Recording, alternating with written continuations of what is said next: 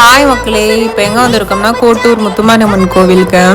Night evening டயத்தில் தான் நல்லா கூட்டமாக இருக்கும். மது இதெல்லாம் எடுத்துகிட்டு வருவாங்க.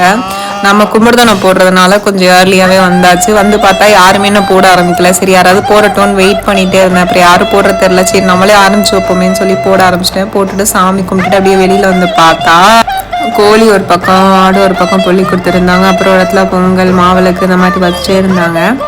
அப்புறம் அப்படியே கிளம்பி இப்படி கடை சைடு வந்தோம். அப்படியே தோடு பாசி எல்லாம் சும்மா அப்படியே வேடிக்கை பார்த்துட்டு அப்படியே அந்த இது இருந்தது, அதை தட்டி பார்த்தா நல்லா சவுண்ட் வந்தது.